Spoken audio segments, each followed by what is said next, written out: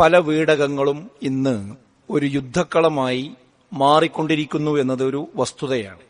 രക്ഷിതാക്കളും മക്കളും തമ്മിലാണ് പലപ്പോഴും പല വീടുകളിലും പ്രശ്നങ്ങൾ ഉണ്ടാകാറുള്ളത്. ഒരു വീട്ടിൽ തന്നെ തമ്മിൽ യാതൊരു ബന്ധവുമില്ലാതെ ജീവിക്കുന്ന രക്ഷിതാക്കളും മക്കളും ഇന്ന് ചില വീടുകളിലൊക്കെ ഉണ്ട്. അത് ഞാൻ സംസാരിച്ചാൽ അവർ തെറ്റും, അതിലേറെ നല്ലത് മിണ്ടാതിരിക്കലാണ് എന്ന ന്യായം പറഞ്ഞ് മാറി നടക്കുന്ന ആളുകളെയും ഒക്കെ നമുക്ക് കാണാൻ കഴിയും. മകനോട് എന്തെങ്കിലും ഒന്ന് പറഞ്ഞാൽ അവൻ തെറ്റും, മകനും തന്നെ തിരിച്ചു വാപ്പാനോട് എന്തെങ്കിലും പറഞ്ഞാൽ വാപ്പയും തെറ്റും, അപ്പം നാ തമ്മിൽ മിണ്ടാതെക്ക എന്ന നിലക്കൊക്കെ പോകുന്ന ആളുകളെയൊക്കെ നമുക്ക് കാണാൻ പറ്റും. ചില വീടുകളിൽ ഇതിന്റെ പേരിൽ പ്രതിസ്ഥാനത്ത് നിൽക്കുന്നത് രക്ഷിതാക്കളാണെങ്കിൽ വേറെ ചില വീടുകളിൽ പ്രതിസ്ഥാനത്തുള്ളത് മക്കളാണ്. ഇവിടെ ഇതിന്റെ കാരണങ്ങൾ വ്യത്യസ്തമായിരിക്കാം. കുട്ടികളുടെ വിദ്യാഭ്യാസവും അതിന്റെ കാഴ്ചപ്പാടുമായി ബന്ധപ്പെട്ട ഉരസലുകൾ ഉണ്ടാവാറുണ്ട്.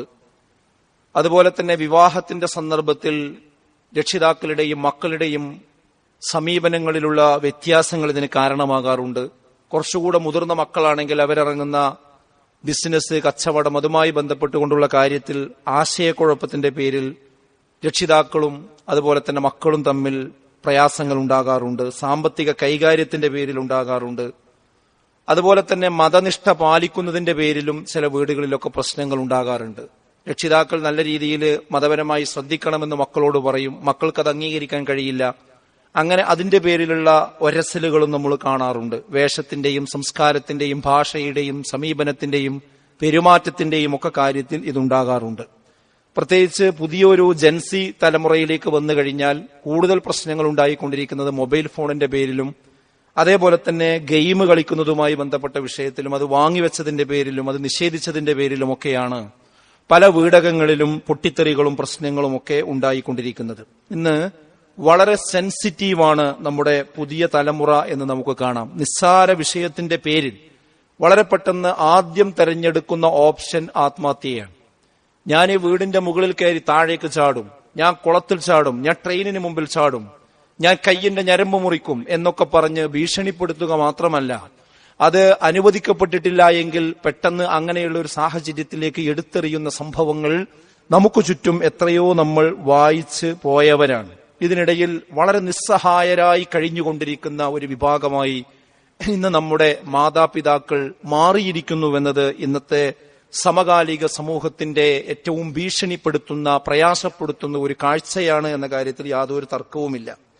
ചിലരാണകട്ടെ ഇതിന്റെ ഈ ഒരു അസ്വസ്ഥതയിൽപ്പെട്ട് രക്ഷിതാക്കൾ കുട്ടികളെ വലിയ തോതിൽ ശിക്ഷിക്കുന്ന രക്ഷിതാക്കളെയും നമുക്ക് കാണാം. അതായത് എന്റെ കുട്ടി തെറ്റിപ്പോകുമോ എന്ന ഒരു ബേജാറ് വർദ്ധിച്ചതിന്റെ പേരിൽ ചെറിയ ചെറിയ കാരണങ്ങളുടെ പേരിൽ കുട്ടികളെ വളരെ ക്രൂരമായി അടിക്കുന്ന രക്ഷിതാക്കൾ ഇന്ന് സമൂഹത്തിലുണ്ട്.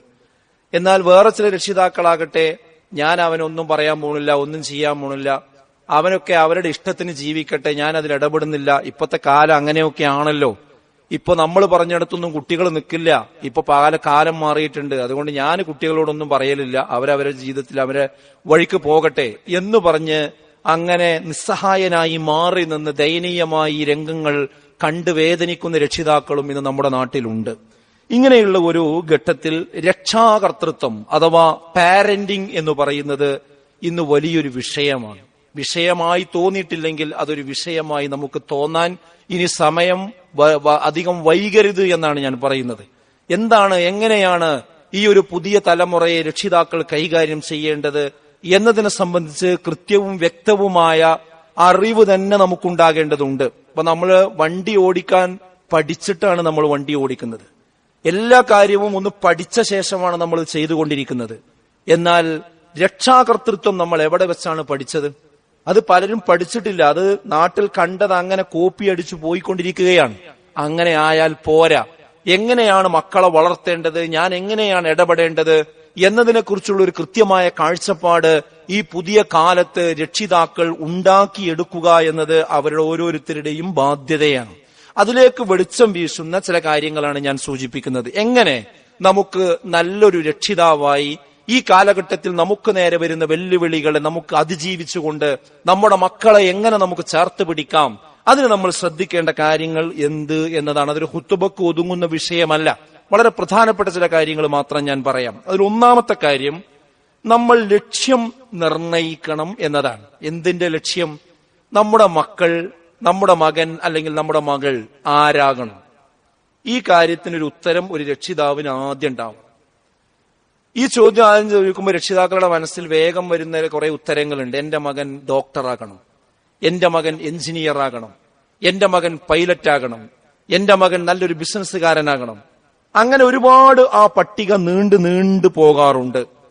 അങ്ങനെ ആഗ്രഹിക്കുന്നത് തെറ്റാണ് എന്നല്ല ഞാൻ പറയുന്നത്. എന്നാൽ ഇതിനു മുമ്പ് നമ്മൾ തീരുമാനിക്കേണ്ട ഒരു കാര്യമുണ്ട്. അതെന്താണെന്നറിയോ? എന്റെ മകൻ സ്വാലിഹായ ഒരു സന്താനമാകണം എന്നതാണ്. അതാണ് ആദ്യം നമ്മൾ തീരുമാനിക്കേണ്ടത്. അഥവാ വലതുൻ സ്വാലിഹുൻ യദ്ഉ ലഹു എന്ന് പറഞ്ഞല്ലോ. നമ്മുടെ ഖബറിലേക്ക് നമ്മൾ മരണപ്പെട്ടു പോയാലും നമുക്ക് എത്തിക്കൊണ്ടിരിക്കുന്ന 3 കാര്യങ്ങളിൽ ഒന്ന് പറഞ്ഞത് സ്വാലിഹീങ്ങളായ സന്താനങ്ങളുടെ പ്രാർത്ഥന നമുക്ക് നമ്മുടെ ഖബറിലേക്ക് ലഭിച്ചുകൊണ്ടിരിക്കുമെന്നാണ്. അതാരെ പ്രാർത്ഥനയെ കിട്ടുള്ളൂ? സ്വാലിഹായ സന്താനത്തിന്റെ, സ്വർഗപ്രവേശനത്തിന് സാധ്യതയുള്ള സന്താനത്തിന്റെ. അപ്പൊ നമുക്ക് ആ പ്രാർത്ഥന കിട്ടണമെങ്കിൽ നമ്മുടെ മകൻ ആരായി മാറണം? സ്വാലിഹായി മാറണം. അപ്പൊ ഒന്നാമത് നമ്മളെ മക്കൾ ആരാകണമെന്ന ചോദ്യത്തിന്റെ മുന്നിൽ നമുക്ക് പറയേണ്ടുന്ന ഉത്തരം, അവൻ ഡോക്ടറാകണം, എഞ്ചിനീയർ ആകണം, അങ്ങനെ കുറെ കരിയറുകളുടെ പേരുകൾ വരുന്നതിന് മുമ്പ് എന്റെ മകൻ ഒരു സ്വാലിഹായ ഡോക്ടറാകണം, എന്റെ മകൻ നല്ലവനായ ഒരു എഞ്ചിനീയർ ആകണം, എന്റെ മകൻ മാതൃകായോഗ്യനായ ഒരു അധ്യാപകനാകണം, എന്റെ മകൻ മറ്റുള്ളവർക്ക് പകർത്താൻ പറ്റുന്ന ഒരു കച്ചവടക്കാരനാകണം. അതെ, അവന്റെ അടിസ്ഥാന ക്വാളിഫിക്കേഷൻ എന്ന് പറയുന്നത് സ്വാലിഹായിരിക്കണം എന്നതാണ്. അതുകൊണ്ടാണ് വിശ്വാസികളുടെ പ്രാർത്ഥനകളെ പറ്റി പറഞ്ഞപ്പോ വിശുദ്ധ ഖുർആൻ പറഞ്ഞത് വല്ലദീന യഖൂലൂൻ, അവര് പറയും. എന്താ പറയാ? അവരെന്താ പ്രാർത്ഥിക്കുക?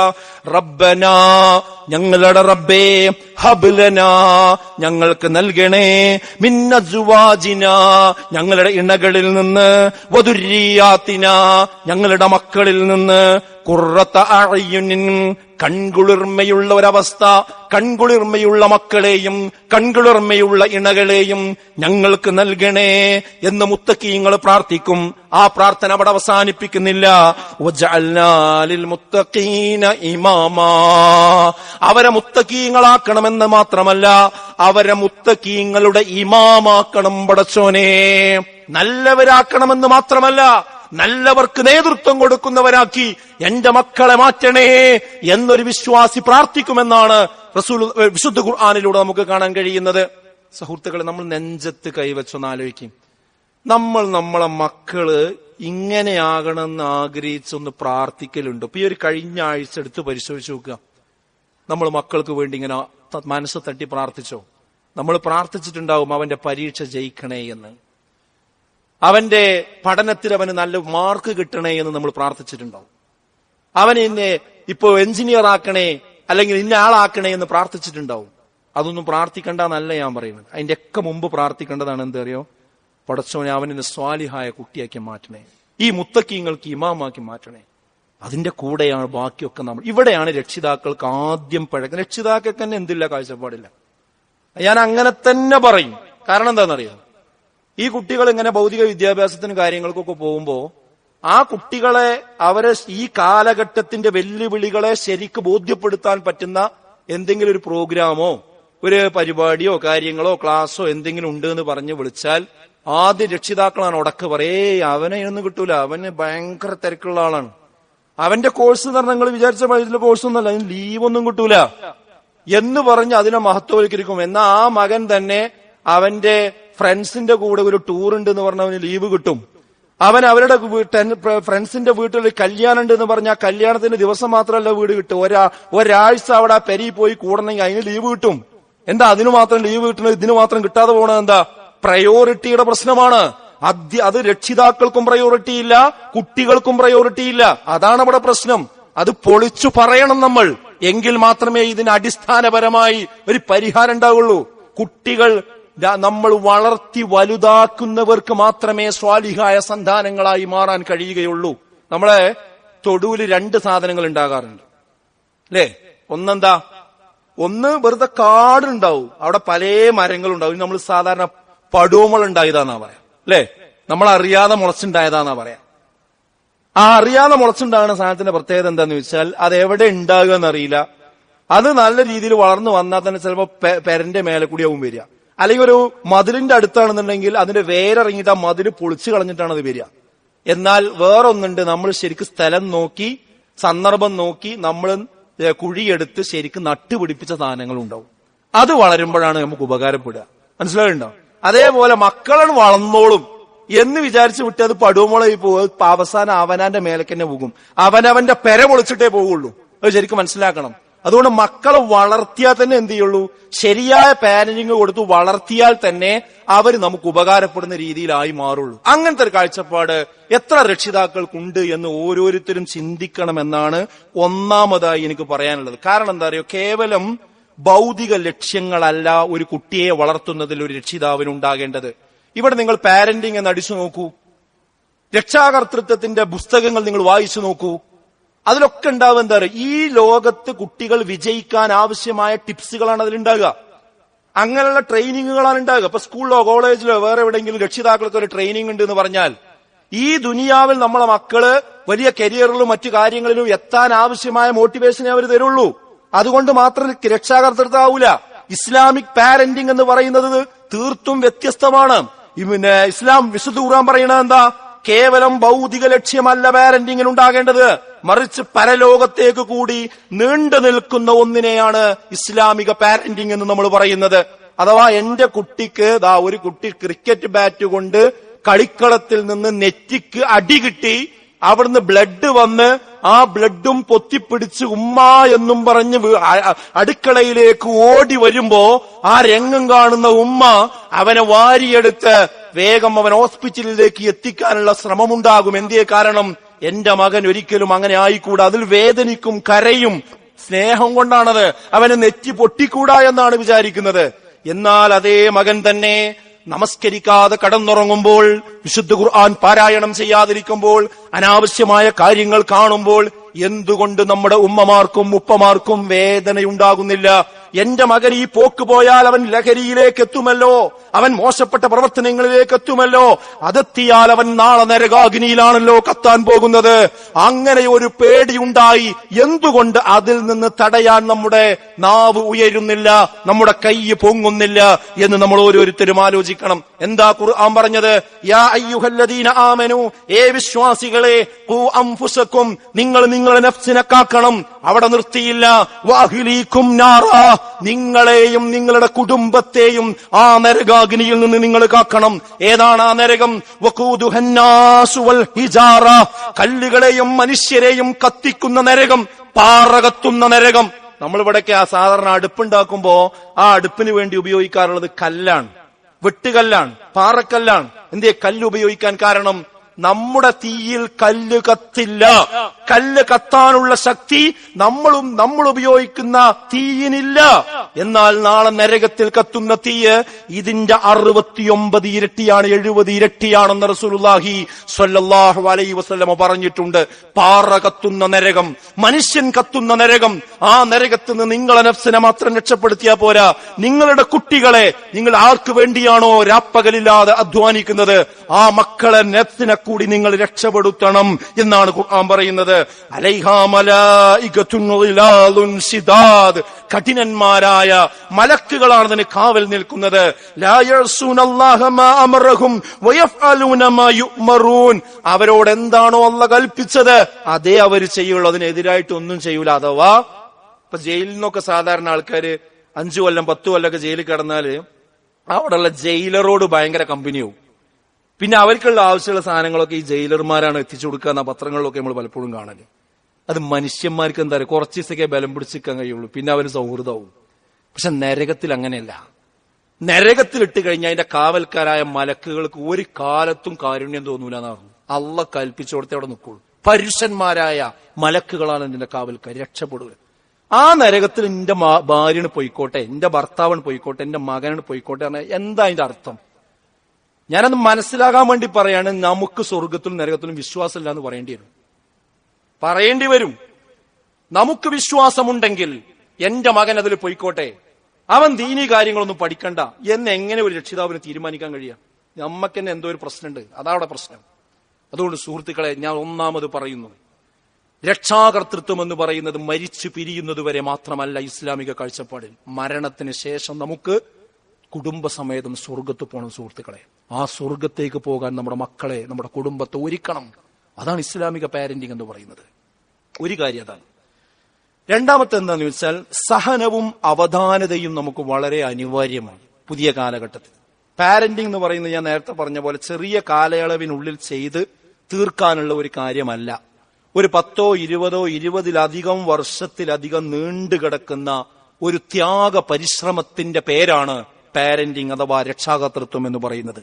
നബി സല്ലല്ലാഹു അലൈഹി വസല്ലമയുടെ ഒരു സ്വഹാബിയെ ആയ അഷജ് അബ്ദുൽ ഖൈസ് എന്ന് പറയുന്ന സ്വഹാബിയെ റസൂലുള്ളാഹി കണ്ടപ്പോ ഒരു പ്രത്യേക സന്ദർഭത്തിലാണ് കാണുന്നത്. റസൂലുള്ളാഹിയെ കാണാൻ വേണ്ടി അദ്ദേഹത്തിന്റെ നേതൃത്വത്തിൽ കുറെ ആൾക്കാർ വരികയാണ്.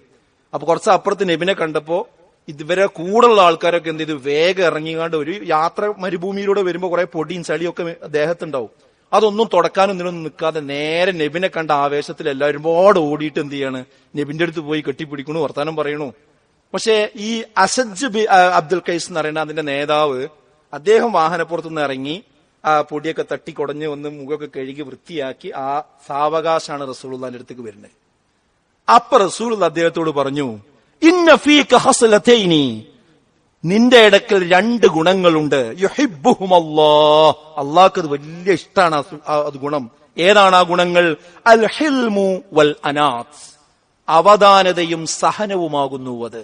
ഏതൊരു കാര്യവും എടുത്തു ചാടി ചെയ്യുക എന്നുള്ളതല്ല, ഒരു ഒതുക്കത്തോടു കൂടി ചെയ്യുന്ന ഒരു സ്വഭാവം, അത് അല്ലാഹുക്ക് വല്ലാത്ത ഇഷ്ടമാകുന്നു എന്നാണ്.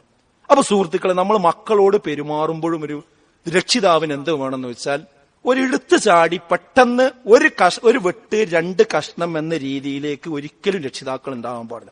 വിഷയം പലതും നമ്മുടെ മുമ്പിൽ വന്നുകൊണ്ടിരിക്കും. പെട്ടെന്ന് തീരുമാനമെടുത്ത് 2 കഷ്ണമാക്കാതെ വളരെ ക്ഷമയോടുകൂടിയായിരിക്കണം അതിനോട് പ്രതികരിക്കേണ്ടത്. അപ്പോഴാണ് കുട്ടികൾ രക്ഷിതാക്കളെ അനുഭവിക്കുന്നത് എന്ന് നമ്മൾ മനസ്സിലാക്കണം.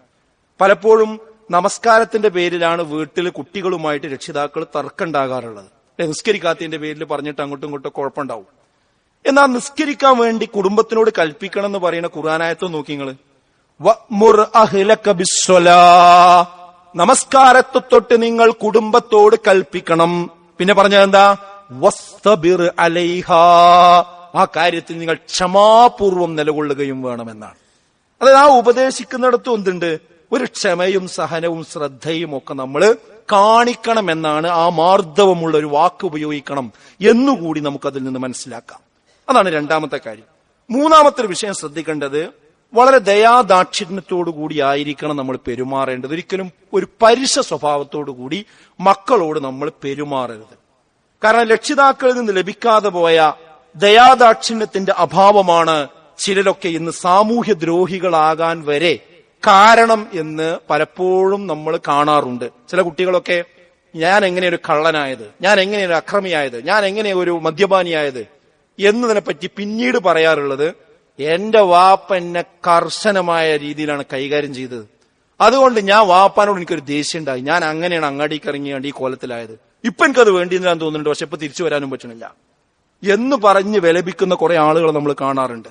ഇവിടെ നമ്മൾ മനസ്സിലാക്കേണ്ടത്, ഇങ്ങോട്ട് മോശമായി പെരുമാറിയവരോട് പോലും തിരിച്ച് അതിരുവിടാതെ ഇടപെടുന്ന ഒരു സംസ്കാരമാണ് ഇസ്ലാം പഠിപ്പിച്ചിട്ടുള്ളത് എന്ന് രക്ഷിതാക്കളായ നമ്മളൊക്കെ മനസ്സിലാക്കേണ്ടതുണ്ട്. നബി സല്ലല്ലാഹു അലൈഹി വസല്ലമയോടും ആയിഷ ബീവിയോടും ഒരു ജൂതൻ, അവർ രണ്ടുപേരും പോണ സമയത്ത് ഒരു ജൂതൻ വന്നിട്ട് പറഞ്ഞു, അസ്സലാമു അലൈക്കും എന്നാണ്. അസ്സലാമു അലൈക്കും എന്നാണ് ശരിക്കും പറയേണ്ടത്. പറഞ്ഞതെന്താ? അസ്സാമു അലൈക്കും. അതിന്റെ അർത്ഥം എന്താ? നിങ്ങൾക്ക് നാശം ഉണ്ടാകട്ടെ എന്ന്. എല്ലാം അവിടുന്ന് പോയപ്പോ അർത്ഥം മാറി. അത് ബോധപൂർവം പറഞ്ഞ അയാള്. അത് കേട്ടപ്പോ ആയിഷ ബീവിക്ക് ദേഷ്യം വന്നു. അപ്പൊ ആയിഷ ബീവി ആ ജൂതനോട് എന്ത് ചെയ്തു? അതേ നാണയത്തെ തന്നെ എന്ത് ചെയ്തു? പ്രതികരിച്ചു. താങ്കൾക്കും ഉണ്ടാകട്ടെ, അതുകൊണ്ട് ശപിക്കുകയും ചെയ്തു. അത് കേട്ടപ്പോ റസൂലുള്ളാഹി അവിടെ ഇടപെട്ടു. യാ ആയിഷ, ഏ ആയിഷ, ഇന്നല്ലാഹ റഫീഖ് യുഹിബ്ബുർ റിഫ്ഖാ, നിശ്ചയമായും അല്ലാഹു റഫീഖാണ്, അവൻ യുഹിബ്ബുർ റിഫ്ഖാ, അവന് അതിനെ അങ്ങേയറ്റം അവൻ ഇഷ്ടപ്പെടുന്നു, ദയയെ അവൻ അങ്ങേയറ്റം ഇഷ്ടപ്പെടുന്നു. വയുഅ്താ അലൽ റിഫ്ഖി മാ ലാ യുഅ്താ അലൽ അനഫ് വഇല്ലാ യുഅ്താ അലാ മാ സവാഹ്, പരുഷ സ്വഭാവം കൊണ്ട് നേടാൻ കഴിയാത്തതൊക്കെ ദയ കൊണ്ട്, റിഫ്ഖ് കൊണ്ട് നിങ്ങൾക്ക് നേടിയെടുക്കാം. പലതുകൊണ്ടും ലഭിക്കാത്തത് ദയ കൊണ്ട് ലഭിക്കും എന്ന് റസൂലുള്ളാഹി സ്വല്ലല്ലാഹു അലൈഹി വസല്ലം അവിടെ പറഞ്ഞു കൊടുക്കണം. കൂടാതെ മറ്റൊരു ഹദീസിൽ പറഞ്ഞു, ഇന്ന റിഫ്ഖ ലാ യകൂനു ഫീ ഷൈഇൻ ഇല്ലാ സാനഹു വലാ യുൻസഉ മിൻ ഷൈഇൻ ഇല്ലാ ശാനഹു. ഏതൊരു കാര്യത്തിൽ ദയ ഉൾക്കൊള്ളുന്നുവോ അത് അവനെ ഭംഗിയാക്കാതിരിക്കുകയില്ല. ഏതൊരു കാര്യവും ദയാരഹിതമായിട്ടാകുന്നുണ്ടോ അത് വികൃതമാകാതിരിക്കുകയുമില്ല. ഒരു ദയാദാക്ഷിണ്യമില്ലാത്ത പെരുമാറ്റം എവിടെ ഉണ്ടായോ ആ കാര്യം ആകെ വികൃതമാകുമെന്നാണ്. അതുകൊണ്ട് പുറത്ത് ദയ കാണിക്കുന്ന ചില രക്ഷിതാക്കളുണ്ട്. നാട്ടുകാരോടൊക്കെ ഭയങ്കര മാനമര്യാദക്ക് പെരുമാറും. എല്ലാവർക്കും അയാളെ കുറിച്ച് നല്ല അഭിപ്രായമായിരിക്കും. പക്ഷെ അതേ മനുഷ്യൻ തന്നെ വീട്ടിലേക്കൊന്ന് കയറി വന്ന് ഒന്ന് കോളിംഗ് ബെല്ലടിച്ച് ആ വാതിൽ തുറക്കാൻ അല്പം മിനിറ്റുകളൊന്നും സമയം ദൈർഘ്യം വന്നാൽ മതി. അപ്പോഴേക്ക് അവിടെ നിന്ന് ചൂടാകാൻ തുടങ്ങി. എവിടെ പോയി കിടക്കാന്ന് ചോദിക്കും. പിന്നെ ആ വാതിൽ തുറക്കുമ്പോ ഭയങ്കര ഷൗട്ട് ചെയ്ത് സംസാരിക്കുന്ന ആൾക്കാരെ കാണും. എന്തേ പാടെ ഉണ്ടായിട്ടുള്ളൂ? ഒരു 2 മിനിറ്റ് ആ ഭാര്യ അവിടെ ഉള്ളിൽ എന്തോ ജോലി ചെയ്യായിരിക്കും, അല്ലെങ്കിൽ ബാത്റൂമിലായിരിക്കും, അല്ലെങ്കിൽ വേറെ എന്തെങ്കിലും ആവശ്യം, അതൊന്നും ചിന്തിക്കാൻ. അതായത് വീടിന്റെ ഉള്ളിൽ കയറിയാൽ പിന്നെ ആകെ ഒരവസ്ഥ. നാട്ടിൽ എലി പോലെ ജീവിക്കുന്ന ആളുകൾ വീട്ടിലെത്തിയാൽ പുലി പോലെ പെരുമാറുന്ന ഒരു സാഹചര്യം പലപ്പോഴും വീടുകളിലുണ്ട്. എന്താ റസൂലുള്ളാഹി പറഞ്ഞത്? ഖിയാറുക്കും ലിനിസാഇഹിം, നിങ്ങളിൽ ഏറ്റവും ഉത്തമനാരാ നിങ്ങളുടെ ഭാര്യമാരോട് ഏറ്റവും നല്ല രീതിയിൽ പെരുമാറുന്നവനാകുന്നു എന്ന് റസൂലുള്ളാഹി സ്വല്ലല്ലാഹു അലൈഹി വസല്ലം പറഞ്ഞത് നമുക്ക് കാണാൻ കഴിയും. അപ്പൊ അത് നമ്മൾ ശ്രദ്ധിക്കണം. ചില സഹോദരിമാര് അല്ലെങ്കിൽ രക്ഷിതാക്കളൊക്കെ ഒരു ചെറിയ എക്സാമ്പിൾ ചെയ്യാൻ പറയാം. കുട്ടികളോട് ദയയോട് കാരുണ്യത്തോടു കൂടി പെരുമാറിയാൽ അവരത് അനുസരിക്കും. പക്ഷെ അതിനുള്ള സ്വസ്ഥതയും സമയവും ഒന്നും ചിലപ്പോൾ ഉണ്ടാവില്ല. അപ്പൊ നമ്മള് രാവിലെ കുട്ടികളെ വിളിച്ചുണർത്തുന്ന ഒരു ശൈലി അതൊന്ന് ശ്രദ്ധിക്കണം നിങ്ങൾ. ചില രക്ഷിതാക്കൾ എന്താ വെച്ചാൽ എഴുന്നേറ്റ് കഴിഞ്ഞാല് കുട്ടി ബെഡ്റൂമിലായിരിക്കും കിടക്കുന്നത്. അടുക്കളയിൽ പോയിട്ട് എന്ത് ചെയ്യും? ഭയങ്കര ഷൗട്ട് ചെയ്ത് ഇങ്ങനെ വിളിക്കും. ഇത്ര നേരായി, ബാങ്ക് കൊടുത്തിട്ട് എത്ര സമയമായി, എന്താ എണീക്കാത്തത് എന്ന് പറഞ്ഞ് അവിടെ വെച്ച് അങ്ങനെ പറഞ്ഞുകൊണ്ടിരിക്കും. അപ്പൊ ഈ കുട്ടി ഒരു പക്ഷെ അത് കേൾക്കണേ ഉണ്ടാവില്ല, ഈ ബെഡ്റൂമിന്റെ ഉള്ളിൽ അത് കേൾക്കണേ ഉണ്ടാവില്ല. എന്നിട്ട് കേൾക്കാതെ വരുമ്പോ അത് അവിടെ കുറെ നേരം നിന്ന് പറഞ്ഞ കലി തീർക്കാൻ വേണ്ടി കുട്ടിന്റെ അടുത്ത് വന്നിട്ട് എന്ത് ചെയ്യും? പോത്തപ്പൊക്കെ വലിച്ചൊഴിവാക്കി, അല്ലെ, ചിലപ്പോൾ സന്ധ്യക്ക് 2 അടിയൊക്കെ കൊടുത്ത് എന്താ കിടന്നുറങ്ങണം, മദ്രസയിൽ പോകാനായില്ലേ എന്നൊക്കെ ചോദിച്ചു വല്ലാതെ ഷൗട്ട് ചെയ്യണ സ്വഭാവം ഉണ്ടോ? അങ്ങനെ ഷൗട്ട് ചെയ്തിട്ട് ആ കുട്ടിനെ രാവിലെ എഴുന്നേൽപ്പിച്ചാല് ആ കുട്ടിക്ക് വൈകുന്നേരം വരെ ദേഷ്യം പോകില്ല. എന്താ അതിന്റെ ആവശ്യം? നമ്മൾ ആ കുട്ടിനെ വിളിച്ചുണർത്താൻ അതിന്റെ അടുത്തൊന്ന് പോയിരുന്ന്, ഉറക്കെന്ന് പറയുന്നത് മനുഷ്യന്മാർക്ക് എല്ലാവർക്കും ആ സമയം ഒരു ആലസ്യം ഉണ്ടാവും. അവിടെ നിന്ന് പോയി തലയിലൊക്കെ ഒന്ന് തലോടി ആ കുട്ടിയോട് ഇതാ മോളെ അല്ലെങ്കിൽ മോനെ സമയമായി, ബാങ്ക് കൊടുക്കാൻ സമയമായി, അല്ലെങ്കിൽ മദ്രസയിൽ പോകാൻ സമയമായി, എഴുന്നേൽക്കെന്ന് പറഞ്ഞ് ഒന്ന് എഴുന്നേൽപ്പിച്ച് നിർത്തി മുഖമൊക്കെ ഒന്ന് തടവി കൊടുത്ത് ആ പ്രാർത്ഥനയൊക്കെ ഒന്ന് ചൊല്ലാൻ പറഞ്ഞ് അങ്ങനെ നല്ല നിലക്കൊന്ന് പിടിച്ചു ഒന്ന് കൊണ്ടു നോക്കി. ആ കുട്ടി എഴുന്നേറ്റ് പോലും ഒരു പ്രശ്നം ഉണ്ടാവില്ല. ഞാൻ ചെറിയൊരു കാര്യമാണ് പറയുന്നത്. അനാവശ്യമായിട്ട് കുട്ടികളെ ഷൗട്ട് ചെയ്യുന്ന സ്വഭാവം ഒരു കാരണവശാലും തന്നെ രക്ഷിതാക്കളിൽ നിന്ന് ഉണ്ടാകാൻ പാടില്ല. അപ്പൊ അതൊക്കെ നമ്മൾ പരിഗണിക്കേണ്ട വിഷയമാണ്. 4-മതായിട്ട് ഞാൻ പറയുന്നത് എന്താ വെച്ചാൽ, 2 കാര്യത്തിൽ 2 ഓപ്ഷൻ നമ്മളെ മുമ്പിലുണ്ട് കുട്ടികളുമായിട്ട് പെരുമാറുന്ന സമയത്ത്. അതിലേറ്റവും എളുപ്പമുള്ള ഓപ്ഷൻ ആയിരിക്കണം എപ്പോഴും നമ്മൾ പരിഗണിക്കേണ്ടത്. അല്ലാതെ ചില രക്ഷിതാക്കൾ ഉണ്ടെന്ത്, ഞാൻ പറയും പോലെ ഇയാൾ ചെയ്താൽ മതി എന്ന ഒരു വാശി. ആ വാശിന്റെ അപ്പുറത്തേക്ക് പിന്നെ നിൽക്കൂല. നമ്മൾ മനസ്സിലാക്കേണ്ടത്, പരിക്കില്ലാത്ത ഒരു ബദൽ കുട്ടി ഇങ്ങോട്ട് പറഞ്ഞാൽ അത് അംഗീകരിച്ചു കൊടുക്കുകയാണ് നല്ലത്. അത് അവന്റെയും കൂടി ഒരു ഇഷ്ടമാണ്. പക്ഷെ എന്തുണ്ടാവാൻ പാടില്ല? പരിക്കുണ്ടാവുന്ന കാര്യമാവാൻ പാടില്ല. ഇപ്പൊ ആയിഷ ബീവി നബി സല്ലല്ലാഹു അലൈഹി വസല്ലമയെ കുറിച്ച് പറഞ്ഞൊരു വാചകം നോക്കൂ നിങ്ങൾ. മാ ഖുയ്യിറ റസൂലുള്ളാഹി സ്വല്ലല്ലാഹു അലൈഹി വസല്ലം ബൈന അംറൈൻ, അതായത് 2 കാര്യങ്ങളിൽ ഏതെങ്കിലും ഒന്ന് എടുക്കാനുള്ള അവകാശം റസൂലിന് കിട്ടിയാൽ, ബൈന അംറൈൻ 2 കാര്യങ്ങളിൽ, ഇല്ലാ അഖദ ഐസറുഹുമാ, അതിൽ റസൂലുള്ള എടുക്കുക ഏറ്റവും എളുപ്പമുള്ള വഴി എടുക്കുക. മാലം യകുൻ ഇസ്മ, അടിയന്തരമായി മനസ്സിലാക്കണം, അടിവരട്ട് മനസ്സിലാക്കണം, എന്ത് തെറ്റിന്റെ കാര്യമാകാൻ പാടില്ല, തെറ്റല്ലാത്തൊരു കാര്യമാണ്. ഈ 2 കാര്യം എന്തല്ല? തെറ്റല്ല. തെറ്റല്ലാത്ത ഒരു കാര്യത്തിൽ ഒരു ചോയ്സ് വന്നു കഴിഞ്ഞാൽ അതിൽ ഏറ്റവും എളുപ്പമുള്ളത് എടുക്കാനാണ് എന്ത് ചെയ്യുക? റസൂലുള്ളാഹി സ്വല്ലല്ലാഹു അലൈഹി വസല്ലം ശ്രദ്ധിച്ചിരുന്നത് എന്നാണ്. ആ രീതിയിലേക്ക് നമ്മൾ എന്ത് ചെയ്യണം? വരണം. ഇപ്പൊ ഞാൻ കുട്ടികളായിട്ട് ബന്ധപ്പെട്ടൊരു എക്സാമ്പിൾ വേണമെങ്കിൽ പറയാം. അപ്പൊ നമ്മളെ കുട്ടി നമ്മളെ അടുത്ത് വന്ന് പറയാണ്, നമ്മൾ കുട്ടിനോട് കടയിൽ പോകാൻ പറഞ്ഞു. കുറച്ച് അപ്പുറത്താണ് കട. അപ്പൊ ആ കുട്ടിക്ക് കാശ് കൊടുത്ത് അവൻ സൈക്കിൾ എടുത്ത് പോവാൻ നിൽക്കുമ്പോ അവിടെ നിൽക്കേ സൈക്കിൾ കൊണ്ടുപോകാൻ പാടില്ല. അവന് നന്നായിട്ട് ചവിട്ടാൻ അറിയാം, ഒരു അപകടമില്ലാത്ത സ്ഥലമാണ്, ഒരു കുഴപ്പമില്ല. പക്ഷെ നമ്മളൊരു വാശി, സൈക്കിൾ ഉണ്ടാകാൻ പാടില്ല, ഇത് നടന്നു പോയി. ആ വാശി പിടിച്ചു നിന്നാൽ എങ്ങനെ ഉണ്ടാവും? അതാ കുട്ടിക്ക് സൈക്കിൾ ആ കുട്ടിക്ക് പോകാനൊരു താല്പര്യം ഉണ്ടെങ്കിൽ ആ സൈക്കിൾ അനുവദിച്ചു കൊടുക്കുക. അതാ കുട്ടിയുടെ ഇഷ്ടം കൂടിയാണ്. ഒരു കുഴപ്പമില്ല അവിടെ. പക്ഷെ അവിടെ ഒരു അപകടം ഉണ്ടെങ്കിലോ അത് നമുക്ക് കുട്ടിനെ പറഞ്ഞ് മനസ്സിലാക്കി കൊടുക്കാൻ എന്ത് ചെയ്യണം?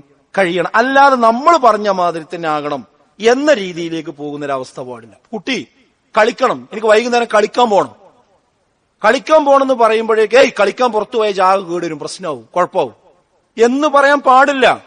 ആ കുട്ടിയോട് ചോദിക്കുക, എവിടെയാണ് ഈ കളിക്കാൻ പോണത്?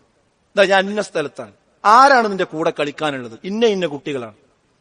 ഓക്കെ, അതിന് വിടണം നമ്മള്. അതായത് കഴിയുന്ന കാര്യങ്ങൾക്ക് എന്ത് ചെയ്യണം? നമ്മൾ കൊടുക്കണം. അതുപോലെ തന്നെ ഡ്രസ്സ്, കുട്ടികൾക്ക് ചിലപ്പോൾ ഇഷ്ടമുള്ള ഒരു കളർ ഉണ്ടാവും. ആ കളറേ അത് പറ്റൂല. പക്ഷെ അവിടെ നമുക്ക് ഒരു പറ്റൂല എന്ന് പറയുന്നത് പിന്നെ നമുക്ക് നിർബന്ധിക്കാവുന്ന കാര്യം എന്താ? അനിസ്ലാമികമായ ഒരു വേഷ കുട്ടി പറയണെന്ന് വെച്ചാൽ അത് പറ്റൂല. ആൺകുട്ടിയാണ്, ഞെരിയണിക്ക് താഴെ പറ്റൂല. അത് വേണമെന്ന് കുട്ടി വാശി പിടിച്ചാൽ അവിടെ നമ്മൾ അനുവദിക്കേണ്ട കാര്യമില്ല.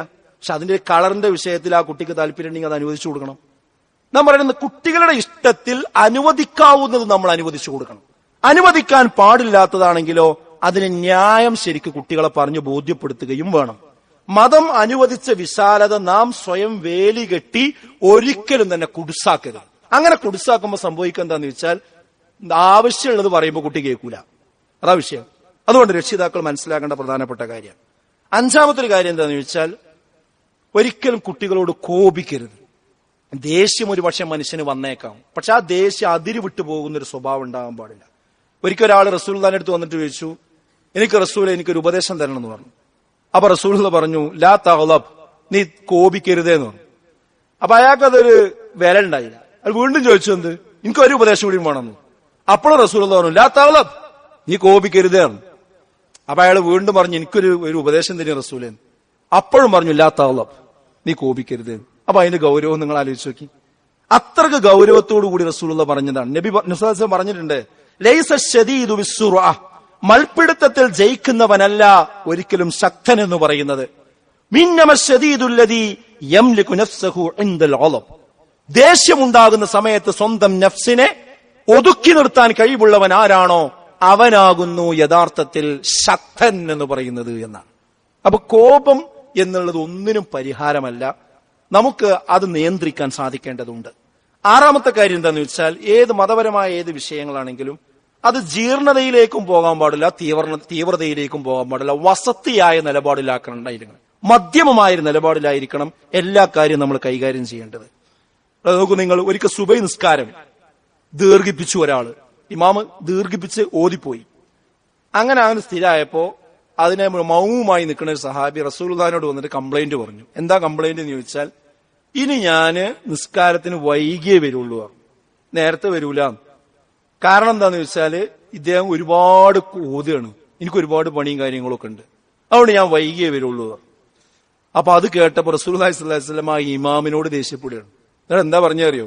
യാ അയ്യുഹന്നാസേ, ജനങ്ങളെ, ഇന്ന മിൻകും മുനഫിരീൻ, നിങ്ങളുടെ കൂട്ടത്തിൽ വെറുപ്പിച്ച് മനുഷ്യന്മാരെ അകറ്റുന്നവരുണ്ട്.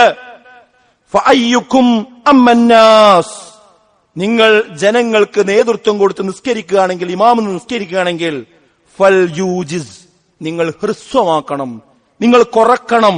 ഫഇന്ന മിൻ വറഇഹിൽ കബീർ, നിങ്ങളുടെ പിറകിൽ ആരുണ്ട്? വൃദ്ധരായ മനുഷ്യന്മാരുണ്ട്. വല്ലഈഫ്, ദുർബലന്മാരായ ആളുകളുണ്ട്. വദൽ ഹാജ, വ്യത്യസ്ത ആവശ്യങ്ങൾക്ക് ആ ജമാഅത്ത് കഴിഞ്ഞിട്ട് പോകാൻ നിൽക്കുന്ന ആളുകളുണ്ട്. അവരെയൊക്കെ പരിഗണിച്ചുകൊണ്ടായിരിക്കണം നിങ്ങൾ എന്ത് ചെയ്യേണ്ടത്? ആ ഇമാമ് നിൽക്കേണ്ടത്. അപ്പൊ അതാർക്കാ ബാധകം? അതൊരു വലിയ ജമാഅത്തിന് നേതൃത്വം കൊടുക്കുന്ന ഒരു ഇമാമ് പാലിക്കേണ്ട മര്യാദയാണ്. എന്നാൽ ആ ഇമാമ് തന്നെ ഒരു ഖിയാമുൽ ലൈലിന് തീരുമാനാക്കി അത് ആളുകൾ നിശ്ചയിച്ച് ഒന്നിച്ച് നിസ്കരിക്കുമ്പോൾ അത് ദീർഘമായി പാരായണം ചെയ്യാം. കാരണം അത് നിയ്യത്ത് വെച്ച് വരുന്ന ആൾക്കാരാണ് ബാക്കിലുള്ളത്. ഇനി നമ്മൾ ഒറ്റയ്ക്ക് നിസ്കരിക്കുകയാണെങ്കിൽ നമുക്ക് എത്രയും പാരായണം ചെയ്യാം, ഒരു കുഴപ്പമില്ല. പക്ഷെ മൊത്തത്തിൽ എല്ലാ ബഹുജനങ്ങളുള്ള ഒരു സമയത്ത് അതിനെന്ത് ചെയ്യണം? പരിഗണിക്കണം എന്നാണ് റസൂലുള്ളാഹി സ്വല്ലല്ലാഹു അലൈഹി വസല്ലം പറഞ്ഞത്. അപ്പൊ ഇതിൽ നിന്നൊക്കെ എന്താ നമ്മൾ മനസ്സിലാക്കേണ്ടത്?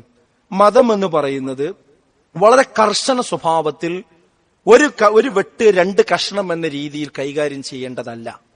അത് ശരിയായ പ്രമാണം എന്ന് പറയുന്നത് വസത്തിയായ നിലപാടാണ്. ആ നിലപാടിൽ മൊത്തം നമ്മുടെ ജീവിതം അങ്ങനെയാകണം. കുട്ടികളോടുള്ള ഇടപെടലുകളും നമ്മൾ എന്ത് ചെയ്യണം? ആ രീതിയിലാക്കണം. അപ്പൊ ഇതൊക്കെ കേൾക്കുമ്പോ ചില ആളുകൾ എന്ത് ചെയ്യും? ഞാനിപ്പോ 2-3 കുട്ടികളെ വാപ്പയായി, ഇനിയിപ്പോ എന്ത് പാരന്റിങ്ങാ, ഇനി പോണ മാതിരി പോട്ടെ എന്നാണ്. അങ്ങനെയല്ല. നിങ്ങൾ ഈ വിഷയങ്ങൾ തിരിച്ചറിയുന്ന അന്ന് മുതൽ നിങ്ങൾ ഈ ഒരു മനോഭാവത്തേക്കൊന്ന് മാറി നോക്കി. കുട്ടികൾക്ക് ഇത് വേഗം മനസ്സിലാവും. കുട്ടികൾ പറയും വാപ്പാക്ക് എന്തോ കാര്യമായൊരു മാറ്റം ഉണ്ട് എന്ന് പറയും.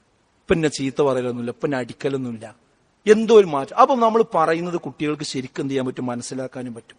നല്ല സന്താനങ്ങളെ ലക്ഷ്യം വെക്കുന്ന ആളുകള് നല്ല പങ്കാളികളെ വിവാഹം കഴിക്കാൻ കൂടി തയ്യാറാകേണ്ടതുണ്ട്. ഫളുഫർ ബിദാത്തി ദീൻ എന്ന് പറഞ്ഞല്ലേ, വിവാഹം കഴിക്കുന്ന സമയത്ത് ദീനിനായിരിക്കണം നമ്മൾ മുൻഗണന കൊടുക്കേണ്ടത്. അപ്പൊ നമ്മളെ അനുഭവം എന്താ, നമ്മളേതായാലും കല്യാണം കഴിച്ചു പോയി, ഇനി എന്താ ചെയ്യാണ്ട് നമ്മളെ മക്കളെ കല്യാണം കഴിച്ചു കൊടുക്കുമ്പോ ദീന് നോക്കി കല്യാണം കഴിച്ചു കൊടുക്കുക. അവർക്കെങ്കിലും നല്ല സന്താനങ്ങളും നല്ല അവസ്ഥ ഉണ്ടാവും. അത് നമ്മൾ ശ്രദ്ധിക്കേണ്ടതുണ്ട്. ഇതൊന്നും ഇല്ലെങ്കിൽ എന്താ സംഭവിക്കാന്ന് ചോദിച്ചാൽ നമ്മുടെ അടുത്ത ഒരു കുടുംബ സംവിധാനം തന്നെ ആകെ അലകും പിടിയും തട്ടും തറയും തരിപ്പണമായി പോകും. ഇപ്പൊ ഈ ഇന്റർകാസ്റ്റ് മാരേജ് നടക്കുന്ന പല സ്ഥലങ്ങളുണ്ട്. അതെല്ലാം അങ്ങനെയാണ് എന്നല്ല ഞാൻ പറയുന്നത്. പക്ഷെ ആ കുടുംബത്തിൽ എന്തുണ്ടാവില്ല, ഒരേ സംസ്കാരം ഉണ്ടാവില്ല. അതുകൊണ്ട് കുട്ടികൾ അതിന്റെ സംഘർഷങ്ങൾ അനുഭവിക്കും. കുറച്ച് കഴിയുമ്പോൾ ഭാര്യ ഒരു വഴിക്ക്, പിതാവ് വേറൊരു വഴിക്ക്, അതിന്റെ പ്രയാസം കുട്ടികൾ അനുഭവിക്കും. അങ്ങനെ സംഘർഷങ്ങൾ ഉണ്ടാവും, പ്രയാസങ്ങൾ ഉണ്ടാവും. ഇപ്പൊ ഈ കഴിഞ്ഞ ദിവസം നിങ്ങൾ കണ്ടോ, ഒരു +2 പഠിക്കുന്ന കുട്ടി, ഒരു പെൺകുട്ടി എന്തോ തറ തുടക്കാൻ വേണ്ടി അമ്മ ആവശ്യപ്പെട്ടപ്പോഴേക്കും ആ അമ്മയെ കത്തിയെടുത്ത് കുത്തി പരിക്കേൽപ്പിച്ചു എന്നാണ്. അത് ICUവിലാണ് ആ സ്ത്രീ. വേറൊരു വാർത്തയിൽ കണ്ടത് മൊബൈൽ ഫോൺ കൊടുക്കാത്തതിന്റെ പേരിലാണെന്ന്. കുറച്ചുകൂടെ അന്വേഷിക്കുമ്പോൾ മനസ്സിലാകുന്നത് ആ വീട്ടിൽ എപ്പോഴും ആ നിലക്കുള്ള പ്രശ്നങ്ങളുണ്ട് എന്നാണ്.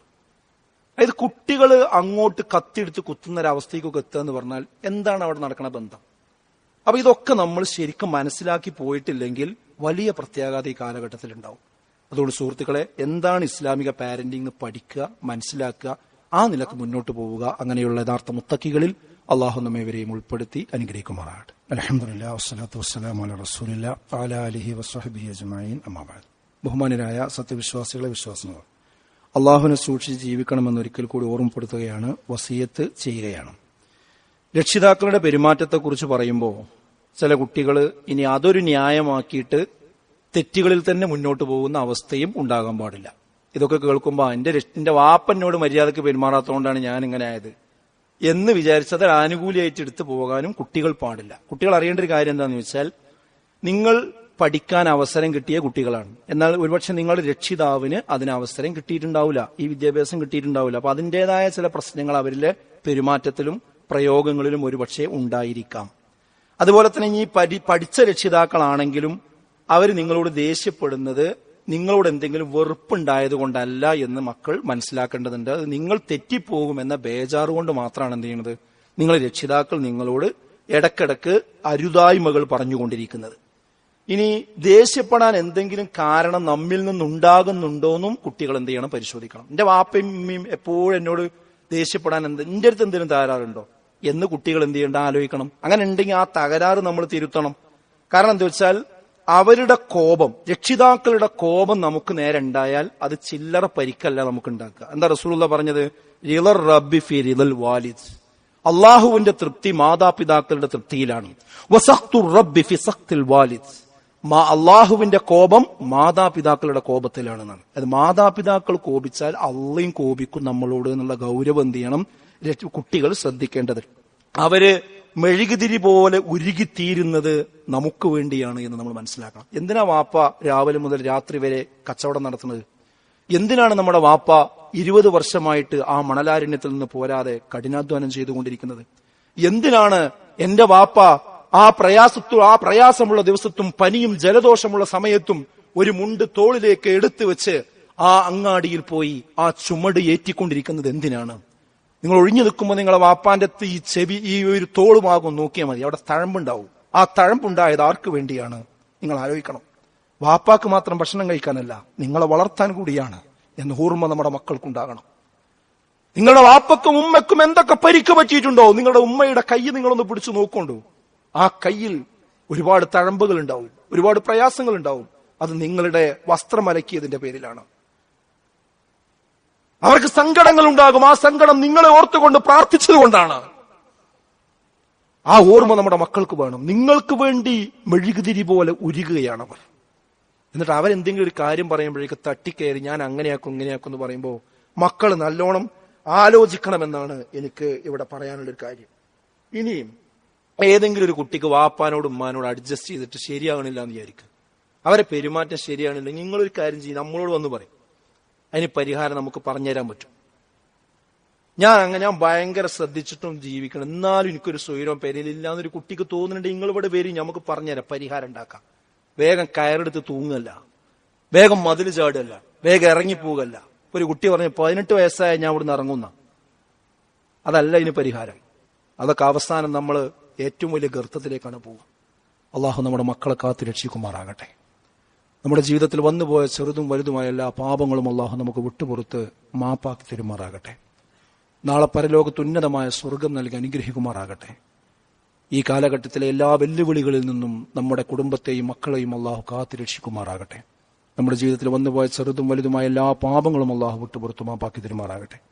അല്ലാഹുമ്മ ഇഗ്ഫിർ ലിൽ മുഅ്മിനീന വൽ മുഅ്മിനാത്ത് വൽ മുസ്ലിമീന വൽ മുസ്ലിമാത്ത് അൽ അഹ്യാഇ മിൻഹും വൽ അംവാത്ത് إنك مجيب الدعوات يا قاضي الحاجات ربنا اصرف عنا عذاب جهنم إن عذابها كان غراما ربنا هب لنا من أزواجنا وذرياتنا قرة أعين واجعلنا للمتقين إماما اللهم أجرنا من النار اللهم أجرنا من النار اللهم أعز الإسلام والمسلمين وأذل الشرك والمشركين ربنا تقبل منا إنك أنت السميع العليم وتب علينا إنك أنت التواب الرحيم ربنا آتنا في الدنيا حسنة وفي الآخرة حسنة وقنا عذاب النار آمين يا أرحم الراحمين.